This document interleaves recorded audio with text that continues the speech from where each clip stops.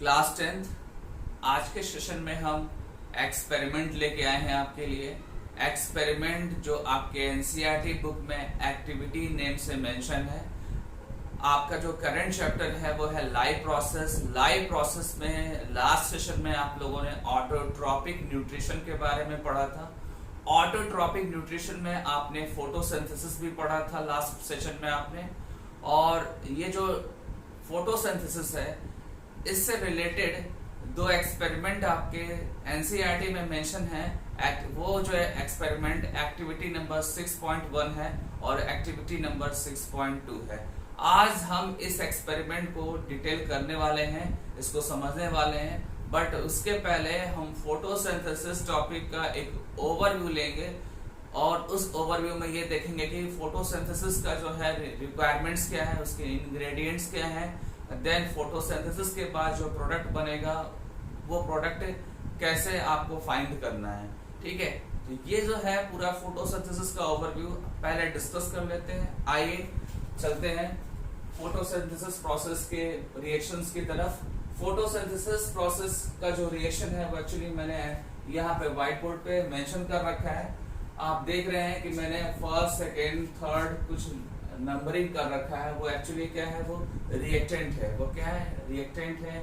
उनको आप इंग्रेडिएंट भी बोल सकते हैं, उनको आप रिक्वायरमेंट्स भी बोल सकते हैं। किसका रिक्वायरमेंट बोल सकते हैं आप, फोटोसिंथेसिस प्रोसेस का रिक्वायरमेंट्स उसको बोल सकते हैं। ठीक है, तो रिक्वायरमेंट्स में फर्स्ट जो रिक्वायरमेंट है वो एक्चुअली क्या है, आपका CO2 है। CO2 आपको कहाँ से मिलेगा, CO2 प्लांट को एटमॉस्फेयर से मिलेगा। एटमॉस्फेरिक CO2 जो है प्लांट्स को मिलेगा, स्टोमेटा के थ्रू जाएगा CO2 प्लांट के अंदर। ठीक है, देन H2O होगा आपका सेकेंड रिक्वायरमेंट्स। H2O जो है होगा जो कहाँ से मिलेगा प्लांट को, H2O एक्चुअली में वो सॉइल से मिलेगा। सॉइल में जो भी H2O अवेलेबल है वो H2O जो है प्लांट अपटेक करते हैं, अपने एरियल पार्ट्स में उसको ट्रांसपोर्ट करेंगे और फिर वो वाटर लीफ में या ग्रीन पार्ट्स में पहुंचेगा और वहां पे फोटोसिंथेसिस में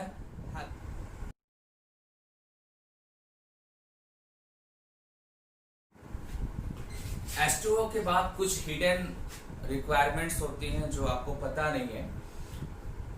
H2O जो प्लांट को कहां से मिलता है, सॉइल से मिलता है एक्चुअली में। ठीक है, सॉइल से H2O प्लांट के एरियल पार्ट्स में अपटेक होते हैं। लेकिन जब वाटर अपटेक होता है शूट पार्ट में, तो वाटर के साथ कुछ मिनरल्स भी जाते हैं शूट और एरियल पार्ट्स में।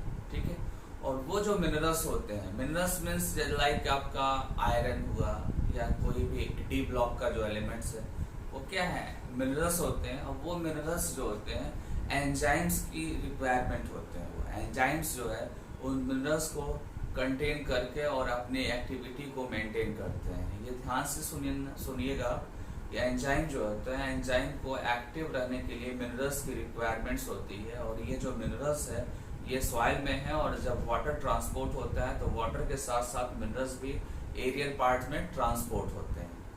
ठीक है, तो आप इनडायरेक्टली ये बोल सकते हैं कि मिनरल्स जो होते हैं वो एक हिडन एबायोटिक फैक्टर है। हिडन एबायोटिक फैक्टर है जो फोटोसिंथेसिस की रिक्वायरमेंट है, जो फोटोसिंथेसिस की रिक्वायरमेंट है। इसके बाद जो थर्ड जो है रिक्वायरमेंट्स वो क्या है, क्लोरोफिल है। क्या है, क्लोरोफिल। आपको पता है कि क्लोरोफिल जो होते हैं ये एक्चुअली में एक पर्टिकुलर सेल ऑर्गेनल्स में प्रेजेंट होते हैं, that is called chloroplast or plastid. ठीक है, एक्चुअली प्लास्टिड का टाइप है क्या, क्लोरोप्लास्ट। और क्लोरोप्लास्ट है क्या, एक्चुअली में सेल ऑर्गेनल्स है। क्या, सेल ऑर्गेनल्स। और सेल ऑर्गेनल्स के अंदर, इस पर्टिकुलर सेल ऑर्गेनल्स के अंदर क्लोरोफिल होते हैं। Chlorophyll is a photosynthetic pigments जो फोटोसिंथेसिस के लिए नेसेसरी होते हैं। ठीक है, और इस क्लोरोफिल को क्या चाहिए, सनलाइट चाहिए। क्या चाहिए, सनलाइट। और जब एक पर्टिकुलर रेंज की लाइट इनको मिलती है जो इनको रिक्वायर्ड होती है लाइट्स, एक्चुअली क्या होता है कि लाइट का वेवलेंथ होता है, एक रेंज होती है। ठीक है, और उस रेंज में अगर लाइट जा रही है प्लांट के ग्रीनरी पार्ट पे तो फोटोसिंथेसिस हो जाएगा। अगर वो रेंज नहीं मिल रही है लाइट की तो फोटोसिंथेसिस नहीं होगा। ठीक है, आपको हायर क्लासेस में आपको रेंज ऑफ लाइट की बात करेंगे कि क्या कौन से किससे और कहाँ तक की वेवलेंथ की लाइट को जो है प्लांट जो है यूज करता है, ठीक है ना। इस पर डिटेल डिस्कशन है, अभी इस डिस्कशन को हम नहीं करेंगे। अभी सिंपली हम ये कंसीडर कर रहे हैं कि लाइट की रिक्वायरमेंट है और ये लाइट जो है कहाँ से आ रहा है, सन से आ रहा है, सनलाइट, ठीक है। और सनलाइट भी एक फाइनली क्या हो गया, आपका एक रिक्वायरमेंट हो गया। तो ओवरऑल आपका मेन जो रिक्वायरमेंट्स की बात करेंगे, CO2, H2O, क्लोरोफिल, सनलाइट, ठीक है, ये मेन रिक्वायरमेंट्स है। ये सारे अवेलेबल अगर हैं तो क्या होगा, फोटोसिंथेसिस होगा। और फोटोसिंथेसिस का जो मेन प्रोडक्ट है वो क्या है आपका C6H12O6, जिसको आप क्या बोलते हैं, ग्लूकोज। ये ग्लूकोज फॉर्म हो गया, ठीक है, ये ग्लूकोज फॉर्म हो गया। और ग्लूकोज के साथ साथ आपको बताऊं कि एक बाय प्रोडक्ट भी बनता है जो माइनर प्रोडक्ट है। ये क्या है, माइनर प्रोडक्ट है। और ये जो ऑक्सीजन है, ये ऑक्सीजन जो है एटमॉस्फेयर में रिलीज हो जाता है और जिसको एनिमल यूज करते हैं। बहुत कम स्टूडेंट्स को पता होता है कि ऑक्सीजन जो होता है वो किस प्रोसेस के थ्रू जो है प्लांट से फॉर्म होता है या रिलीज होता है। तो आज आपको बता दे रहा हूँ कि फोटोसिंथेसिस जो है, फोटोसिंथेसिस जब प्रोसेस होता है तो उसका जो मेन प्रोडक्ट होता है वो तो ग्लूकोज है, ठीक है, C6H12O6। बट उसका जो माइनर प्रोडक्ट होता है वो क्या होता है, ऑक्सीजन होता है। और ये ऑक्सीजन जो है स्टोमेटा के थ्रू जो है वो एटमॉस्फेयर में रिलीज हो जाते हैं। और रिलीज होने के बाद से ये एटमॉस्फेरिक ऑक्सीजन का पार्ट हो जाते हैं। और ये ऑक्सीजन जो है एनिमल्स जो है रेस्पिरेशन में यूज करता है, ठीक है। ये क्लास 10th स्टैंडर्ड पे जरूरी है जानना आपको। अब इसके बाद आपको मैं बताऊं कि आपने जस्ट देखा कि यहाँ पर जो एबायोटिक फैक्टर है, ये हो गया, ये हो गया, ये हो गया, ये तो है। बट इसको हम कैसे प्रूव करेंगे कि ये सारे एबायोटिक फैक्टर की रिक्वायरमेंट्स हैं, ठीक है। इसी प्रूफ करने के लिए हम इस एबायोटिक फैक्टर को एज ए रिक्वायरमेंट कंसीडर करने के लिए प्रूफ करना है। और प्रूफ करने के लिए हमको एक्टिविटी पढ़नी है। एक्टिविटी 6.1 आपका सबसे पहले मैं डिस्कस करूंगा। एक्टिविटी 6.1 में ये प्रूफ करना है फाइनली कि फोटोसिंथेसिस का जो है के लिए जो है क्लोरोफिल की रिक्वायरमेंट्स होती है, ठीक है। अगर क्लोरोफिल नहीं है तो फोटोसिंथेसिस नहीं होगा। ये हम प्रूफ करने वाले हैं इस एक्सपेरिमेंट में। तो चलते हैं, पहले हम कुछ पॉइंट्स हमने कुछ मेंशन कर रखे हैं व्हाइट बोर्ड पे। टोटल जो पॉइंट है एक्टिविटी 6.1 में, आप एनसीईआरटी आपको शेयर करूंगा वीडियो के थ्रू, तो आपको पता चलेगा कि एक्टिविटी 6.1 में टोटल जो पॉइंट्स हैं वो 12 पॉइंट्स हैं। और 12 पॉइंट्स में पूरा एक्सपेरिमेंट डिस्कस है। और उस एक्सपेरिमेंट में आपको ये पता चलेगा कि कैसे क्लोरोफिल इन्वॉल्व हो रहा है। और क्लोरोफिल अगर प्रेजेंट है तो कैसे कार्बोहाइड्रेट का फॉर्मेशन हो रहा है, ठीक है। ये पूरा हम जो मैंने अभी बोला ये चीज हम प्रूव करने वाले हैं आपको, ठीक है। तो एक्टिविटी में टोटल कितने मैंने पॉइंट्स बताए आपको, 12 पॉइंट्स बताए। अभी आपके व्हाइट बोर्ड पे मैंने 6 पॉइंट मेंशन किए हैं। पहले हम 6 पॉइंट को डिस्कस करेंगे और देन जो है आपको रेस्ट जो है 6 पॉइंट वो डिस्कस करने वाले हैं, ठीक है। लेकिन जब आप फाइनली सारे पॉइंट्स डिस्कस करेंगे तो आपको ये पता चलेगा कि क्लोरोफिल जो है एक इम्पॉर्टेंट रिक्वायरमेंट्स है फोटोसिंथेसिस का। और ये अगर प्रेजेंट है तो अभी कार्बोहाइड्रेट का फॉर्मेशन होने वाला है, ठीक है। तो अभी फर्स्ट जो पॉइंट है एक्टिविटी 6.1 का, आप एनसीईआरटी में देखेंगे तो उसमें मेंशन है take potted plants with variegated leaf, ठीक है। वेरीगेटेड लीफ एक्चुअली क्या होता है, आपने मनी प्लांट देखा होगा। मनी प्लांट में मनी प्लांट के लीफ देखे होंगे। तो लीफ मनी प्लांट के कैसे होते हैं, मनी प्लांट के जो लीफ होते हैं एक्चुअली में, ठीक है, उसमें आपने देखा होगा कि बहुत सारे ऐसे पार्ट्स बने होते हैं, ठीक है। बहुत सारे ऐसे एरिया होते हैं जहाँ पे डार्क शेडिंग होती है और बहुत सारे ऐसे एरिया होते हैं जहाँ पे जो है लाइट शेडिंग होती है। जहाँ पे डार्क शेडिंग होगा वहाँ पे डार्क शेडिंग का मतलब आप वो पार्ट जो है डार्क ग्रीन होगा। वो क्या होगा, डार्क ग्रीन। तो मैंने भी उसको डार्क शेडिंग करके बना दिया है। ये जो पार्ट है ये क्या है, डार्क ग्रीन वाले हैं। और ये जो पार्ट है ये क्या है, लाइट ग्रीन वाले हैं, ठीक है।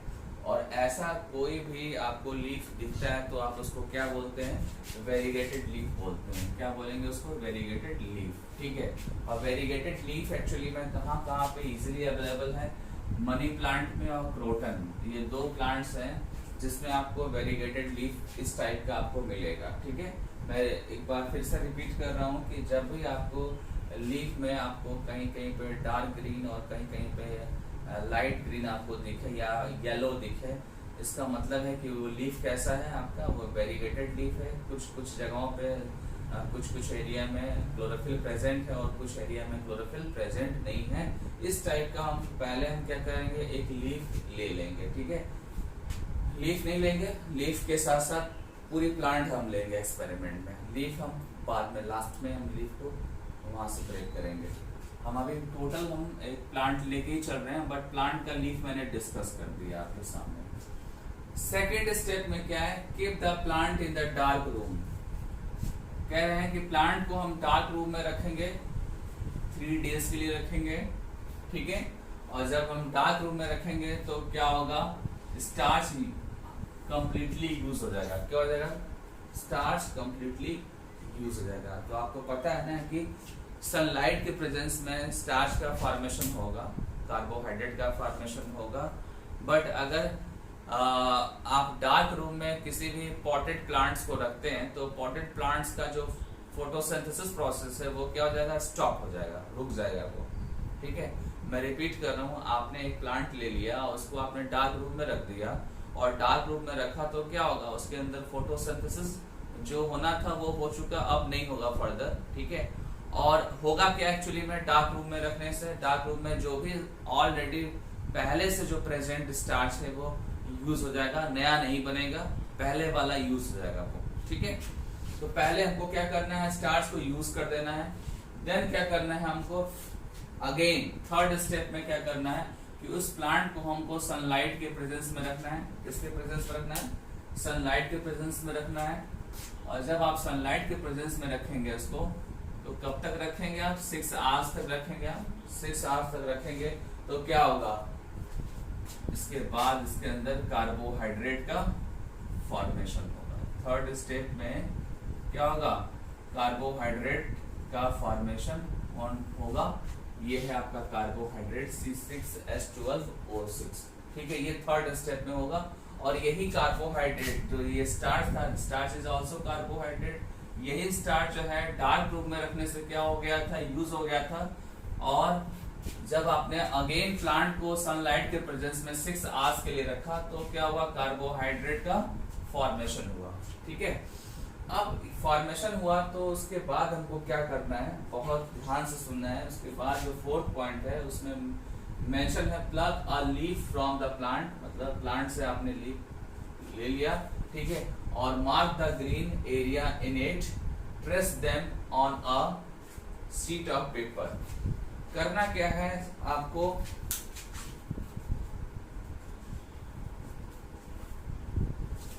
करना क्या है कि एक ऐसा ही आपको एक पेपर लेना है और पेपर में जैसा कि यहाँ पे बनाया गया है वैसे ही आप ऐसे ही इसको बना लेंगे और उसमें वो एरिया आप मेंशन कर देंगे जहाँ जहाँ पर डार्क ग्रीन था और जहाँ जहाँ पे येलो था, वैसे ही आप सिमिलरली यहाँ पे आप कर लेंगे, ठीक है। जैसे कि मैं बना रहा हूँ, ऐसे आपने इसको एक पेपर लेके और बनाया, मतलब इसकी कॉपी आपने बना ली। क्या किया आपने, इसकी कॉपी बना लिया आपने, ठीक है।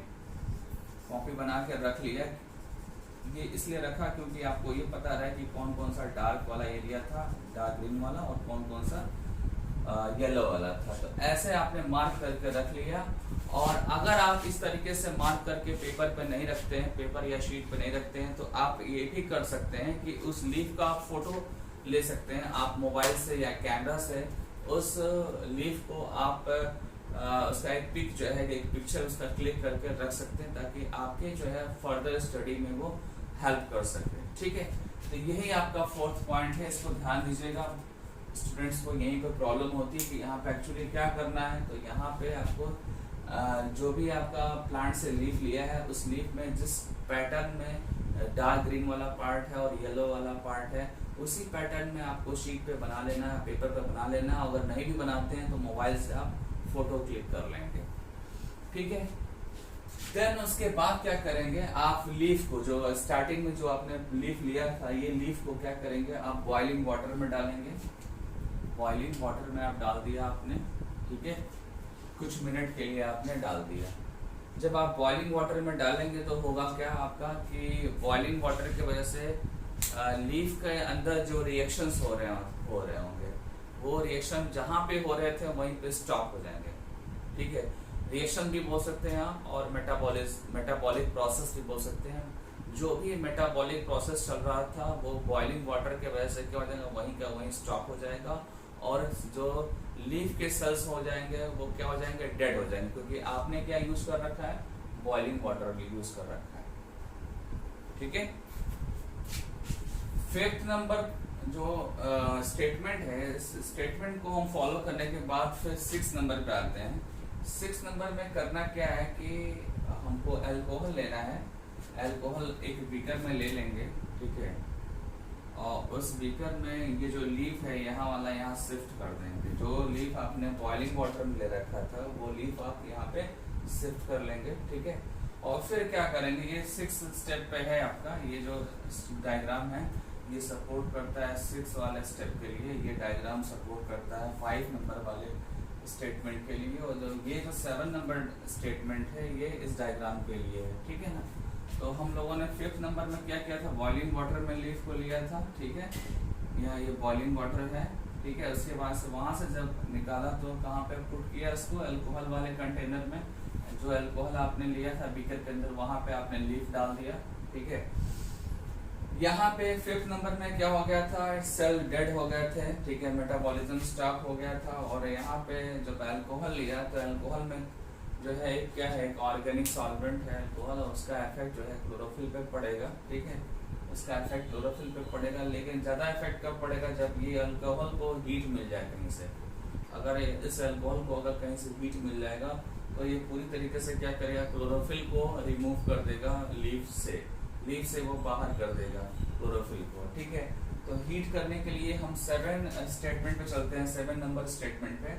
7 नंबर स्टेटमेंट में एक्चुअली क्या मेंशन किया है, carefully place the above beaker in a water bath and heat till the alcohol begin to the boil, ठीक है। हमने इस पूरे बीकर को यहाँ शिफ्ट कर दिया। ये क्या है, एक्चुअली में वाटर बाथ है, ये क्या है, वाटर बाथ है।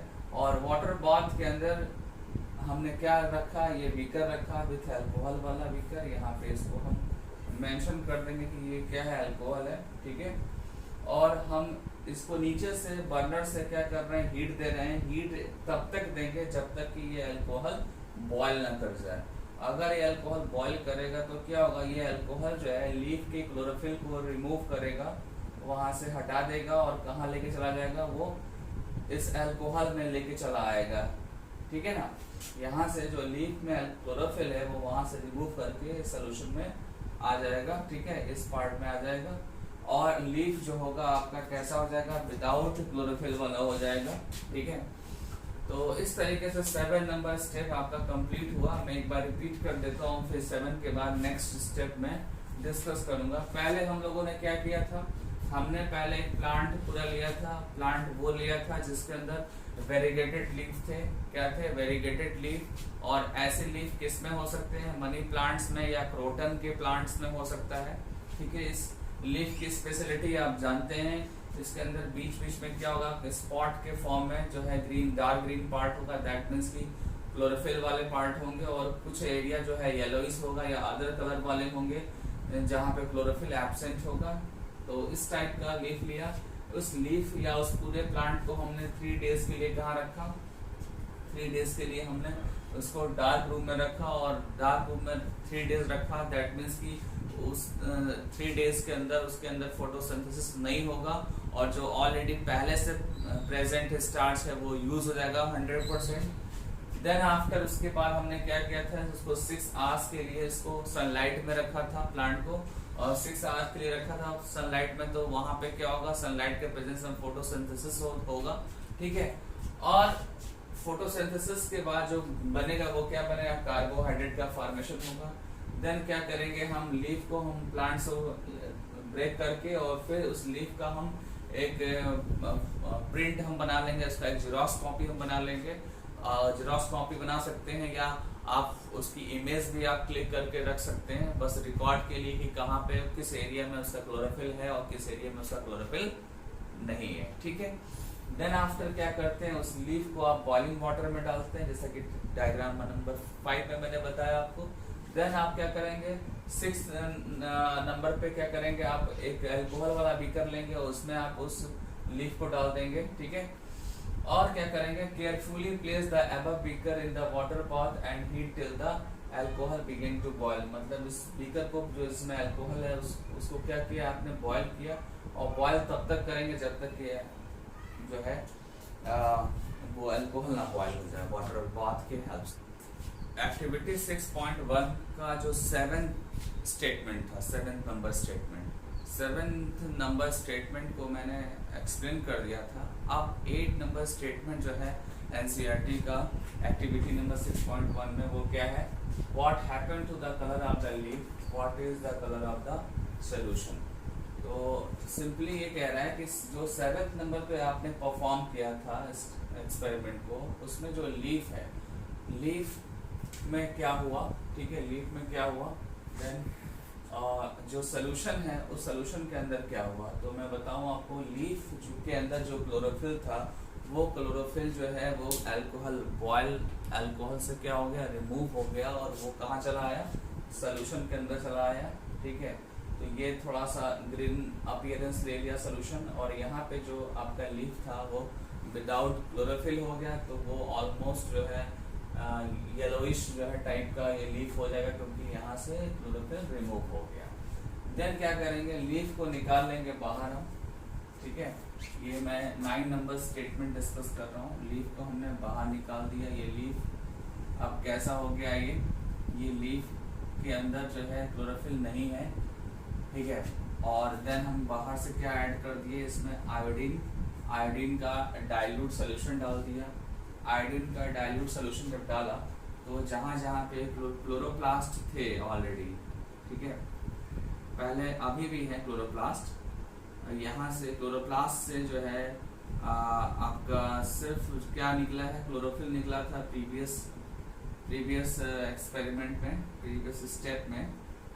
तो वो क्लोरोफिल तो रिमूव हो गया, इसका ग्रीन कलर भी रिमूव हो गया साथ में, बट यहाँ पे क्या चीज़ अभी स्टोर रह गया था, वो है स्टार्च। इसी स्टार्च के साथ ये आयोडीन रिएक्ट कर जाएगा। मैं फिर से रिपीट कर दे रहा हूँ कि जब आप इस लीफ को यहाँ पे निकालेंगे, और लीफ को निकालने के बाद आप देखेंगे कि लीफ का जो कलर है ये येलोइश टाइप का हो गया है, बिकॉज इसका जो क्लोरोफिल था वो रिमूव हो गया है। क्लोरोफिल क्या हो गया, रिमूव हो गया है, बट वहाँ पे जहाँ पे क्लोरोफिल था वहीं पे जो स्टार्च है अभी ऑलरेडी प्रेजेंट है। उस स्टार्च के साथ रिएक्शन कौन करेगा, आयोडीन करेगा, और ये आयोडीन रिएक्शन करके क्या करेगा, वहाँ पे डार्क अपीयरेंस देगा, डार्क ब्लू या ब्लैक कलर का अपीयरेंस देगा, और वहीं पे देगा जहाँ पर पहले क्या था, क्लोरोफिल प्रेजेंट था, जो आपने जिसको मार्क किया था पेपर पे, शीट पे, वैसी जगह पे स्टार्च भी आपको दिखेगा। ठीक है, ये स्टार्च क्यों दिखेगा, क्योंकि आयोडीन के साथ आपने ट्रीटमेंट कराया है, आयोडीन जो है स्टार्च से रिएक्ट करके और उस एरिया में डार्क ब्लू और ब्लैक कलर कर देगा।